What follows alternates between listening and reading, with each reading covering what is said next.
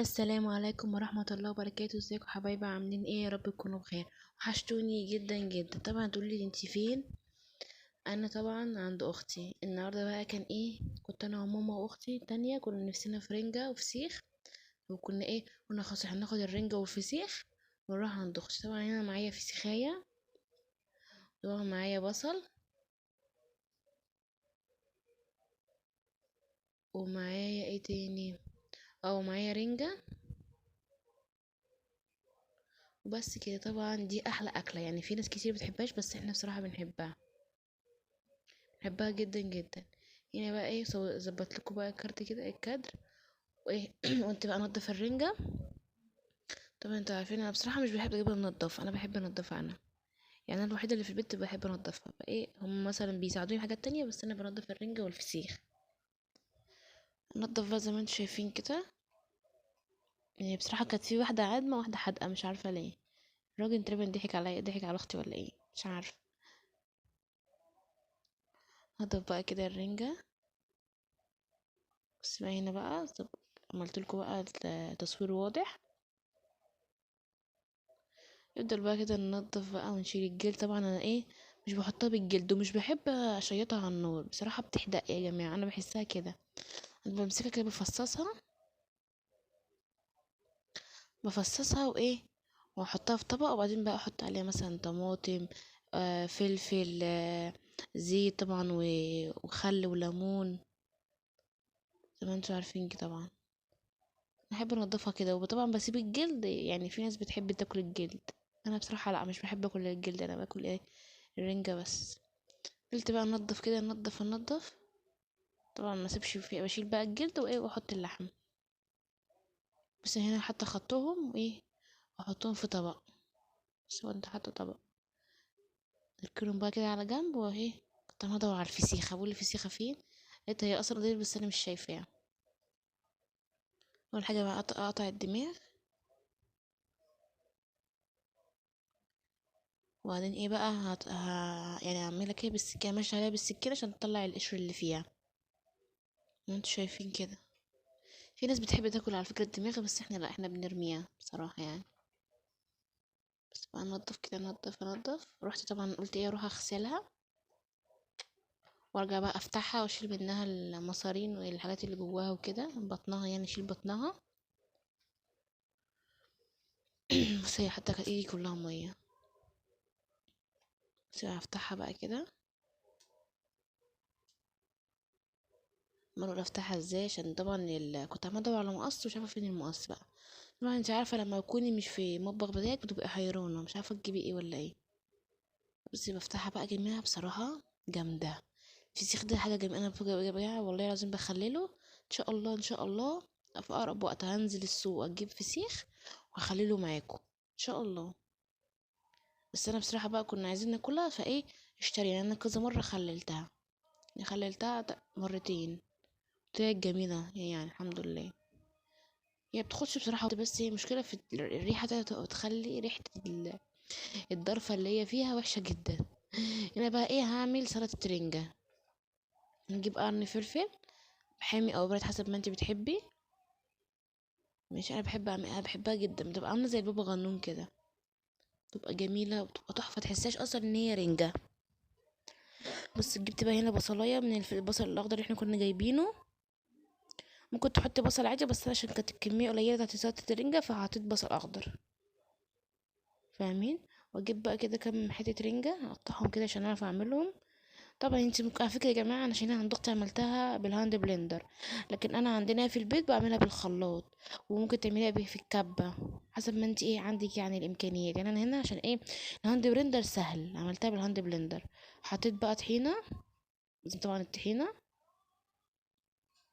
واحط خل وليمون وزيت، واحط شويه ميه صغننين عشان ايه، الهاند بلندر يعني ايه يلف. بس انا جبت زيت وجبت خل. طبعا مش عايزاكي تنسي اللايك والشير والكومنت الحلو بتاعك عشان واشترك في القناه عشان يوصلك كل جديد مني. وان شاء الله اكون اجمل عيله على اليوتيوب، ووجودك كالعاده فوق راسي. بس بقى انا قعدت بقى مش عارفه اعمل الهاند بلند ده، عماله ادوس عليه مش راضي. ايه ده؟ طلعت اصلا ان انا مش مشغله الفيشه، كانتش شغاله وانا عماله ادوس عليه مش راضي يعمل. قالت اختي قالت لي ايه، لا حطي الفيشه التانية. قلت لها ماشي، بس عمالة ادوس عليه مش راضي، عمالة ادوس ادوس ادوس مش نافع. بس بقى هنا قفلت التصوير وايه فتحت تاني، قلت ايه عشان ما اطولش عليكم الفيديو. بصراحة ما خدش مني ثانية، بصراحة الحاجات اللي طلعت دي جميلة جدا، يعني الهاند بلندر والحاجات دي طلعت جميلة جدا بصراحة. والله يا جماعة تحفة تحفة تحفة. اللي يعني انا ان شاء الله برضو لما اتجوز هجيبه ان شاء الله، يعني بصراحة تحفة وينجز. بدل ما توسخي، يعني بدل ما توسخي مثلا الكبة كلها او الخلاط كله، لا ده في ثانية، والدورق بيتغسل، ودي بس اللي هي الآلة اللي تحت دي اللي هي السلستين دي هي بتتغسل، والجهاز من فوق بتمسحيه او تمسحيه بمية بخل. بس كنت هنا ما خدش مني ثانية، يعني بقى كنت خلاص كنت بلم بقى الحاجة اللي على الرخامة، وجبت بقى طبق عشان ايه انزل السلطة. يا جماعة بتبقى تحفة، جربيها هتعجبك وقولي رأيك، والله العظيم بتبقى جميلة. وكمان لو طفلك مثلا ما بيحبش الرنج عشان خاطر الشوك وكده، هيحبها قوي قوي قوي قوي، سهلة ومفيهاش اي حاجة. قعدت بقى انزلها كده من الدورق. طبعا لازم انا بقى انا اصلا عن نفسي انا بعشقها بعشقها بعشقها، تبقى جميلة، تاكليها كده زي كأني والله العظيم بابا غنون. هنا بقى ايه كنت بقى اقطع الرنجة حاجات صغننة كده عشان ايه اللي ياكلها ياكلها على قد اللقمة.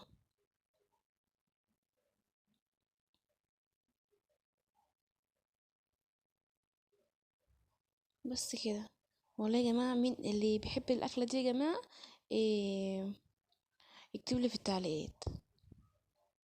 طبعا اخواتنا اللي برا مصر إيه تقريبا يا جماعة عندكم لو واحدة من برا مصر متابعاني تقول لي عندهم صح الرنجة والفسيخ دي ولا لا، ولا بيسموها ايه كمان، لو هم مثلا عندهم كمان بيسموها إيه، عشان بصراحة معرفش. بس بقى نحط بقى زيت، شوية زيت كده بقى معتبرين. طبعا هو اليوم ده بنسميه ايه يوم الزفارة، بنتزفر يعني بنبقى ريحتنا كلها زفارة بطريقة، وفسيخ. وهنا بقى الفسيخ برضو التاني والبطارخ. وكان عندي ايه تاني هنا، كان عندي جلد الرنجة هما بيحبوه فحطيته لهم. حطيت بقى خل وحطيت ليمون، حطيت طحينة. بصراحة يا جماعة جربوا كده، حط على على الفسيخ شوية خل وليمون، يا لهوي يا جماعة شوية طحينة، تبقى جميلة، تبقى تحفة جدا. حطيت بقى ليمون زي ما انتوا شايفين كده بقى، وبعدين بقى اجيب الطحينة واحط شوية طحينة بقى. كانت بقى ايه كنت خلاص خلصت، اطلع الاكل على الصينية. بس عمالة بقى، والبصل كنا طبعا غسلناه ونضفناه. وبعدين بقى ايه هنشرب شوية شاي. طبعا الاكلة دي طبعا عايزة شاي، لازم شاي لازم. اختي بقى كانت هي بصراحة اختي بتعمل شاي حلو، فهي كانت بتعمل لنا الشاي. بس كده بقى شربنا الشاي. بعدين قلت ايه اعمل لهم سنيك كيكه. هنا بقى معايا كوبايتين ونص دقيق، كوبايه لبن، يعني كوبايه نص كوبايه زيت ونص كوبايه سمنه، 3 بيضات، كوبايه سكر، بيكنج باودر وملح وخل. هنا اختي قالت لي انا هعمل، بعد كده قلت لها لا انا اللي هعمل. انا اصلا قلت لهم انا هعمل لكم كيكه النهارده. انا جبت طبعا طبق، حطيت فيه بقى اول حاجه بقى البيض، وحطيت 3 بيضات زي ما انتوا شايفين كده. قلت لها لا عشان انا اللي هعملها ماليش دعوه، عايز تعملها عشان تاخد مني ايه المقادير بتاعتي. بس انا قلت لها لا انا اللي هعملها، انا اصلا قايله عن المقادير.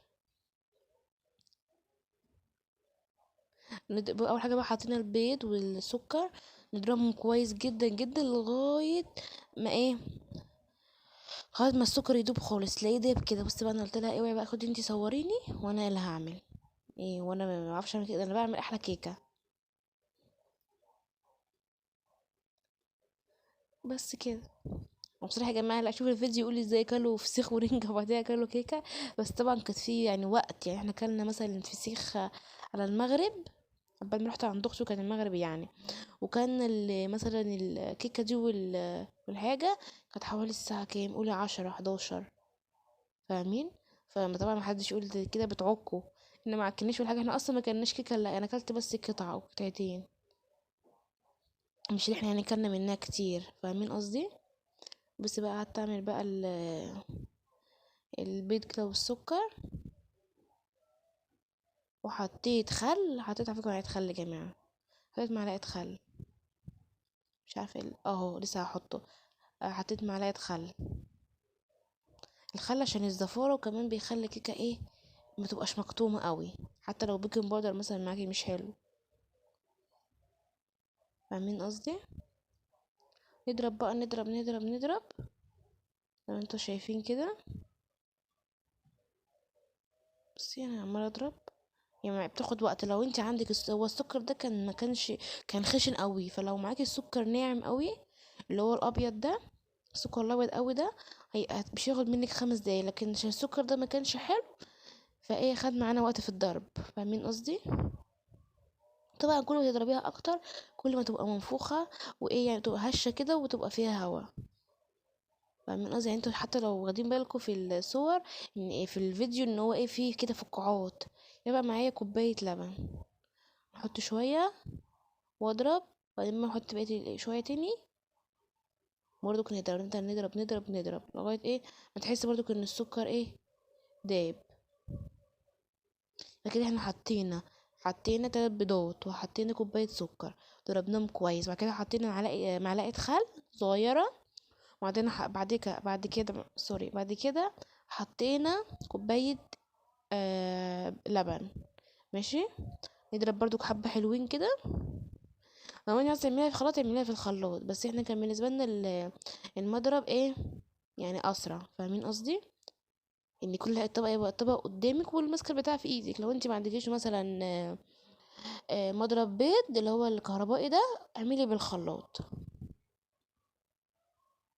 ولو ما عندكيش برضو مضرب ما عندكيش خلاط، ممكن تعمليه بالمضرب اليدوي عادي.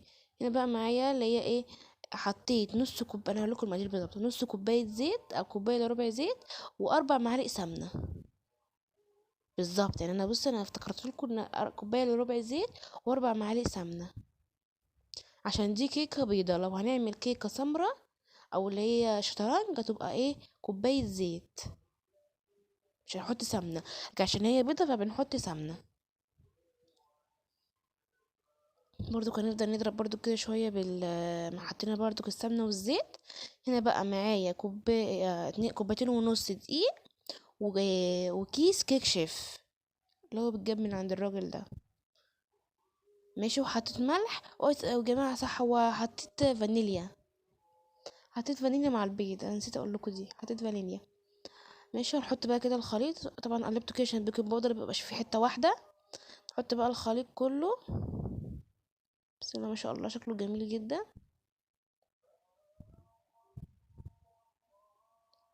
ماشي. هنقلب بقى ايه يا جماعه، هنقلب في اتجاه واحد عشان الهواء ما يطلعش من الكيكه. يعني بصوا انا حتى بقلب بالراحه عشان الهواء ما يطلعش منك، وايه والكيكه هتيجي تمين تقولي عملت الكيكه على طريقتك وتقولي كاتمه. لا يا جماعه لازم تقلبي في اتجاه واحد ومش جامد، بالراحه عشان الهواء ما يطلعش منها. بص انا بعمل ايه، بصوا يعني تحس ان انا ايه مش قادره احرك دراعي، بس انا بعمل كده عشان خاطر ما يطلعش منها الهواء، فاهمين قصدي. زي ما انتوا شايفين كده. بس يعني تبداي اول حاجه تعملي بالراحه، كده تبداي ايه تشدي ايدك شويه، تشدي ايدك شويه ايه قلبي قلب قلب، هتلاقيها فكت معاكي بقت زي الفل. بصي انا بديت ايه اعمل في ايدي، اعمل بسرعه عشان ايه بتاعي ما يكلكعش معاكي الدقيق. بصوا بس بقى هنا كنت وصلت بقى كده، بقت بصي بقت عامله ازاي، قوامها بتعمل ازاي. معايا بقى ايه الصينيه، حطيت فيها شويه زيت ومسحتها بمنديل، ماشي اهو ما انتوا شايفين. هنحط بقى ايه كيكه زي ما انتوا شايفين كده. حط بقى الخليط كله، مش تقريبا الصينية دي مقاسها 28 تقريبا، مش عارفة، بس تقريبا مقاسها 28.